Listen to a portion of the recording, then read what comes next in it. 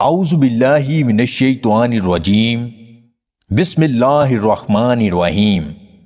تمام دیکھنے اور سننے والے ناظرین کو میری طرف سے السلام علیکم۔ اگر معدے میں جلن رہتی ہے تو جامن کا پھل زیادہ سے زیادہ کھائیں، جلن ختم ہو جائے گی۔ جن کو قبض کا مسئلہ رہتا ہے وہ دودھ میں روغن بادام ڈال کر پیا کریں، قبض ختم ہو جائے گی۔ روغن بادام کے 3 قطرے رات کو سوتے وقت کان میں ڈالنے سے کانوں کا بہرا پن ٹھیک ہو جاتا ہے۔ سفید چنے بھون کر کھانے سے جسم خوبصورت اور مضبوط ہوتا ہے۔ زیادہ چھینکیں آنے لگیں تو سبز دھنیا سونگھ لیں، چھینکیں رک جائیں گی۔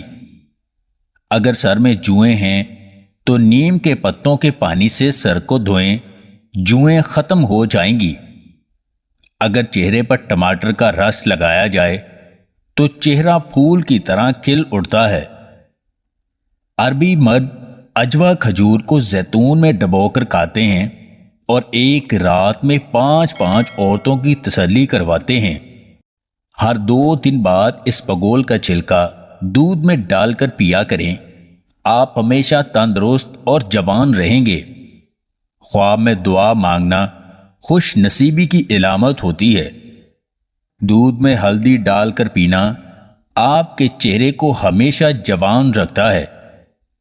معدے کی تیزابیت ختم کرنے کے لیے روزانہ خوبانی لازمی کھائیں۔ پاؤں پر وزن ڈال کر کھانا کھانے سے بڑھاپا جلدی آتا ہے۔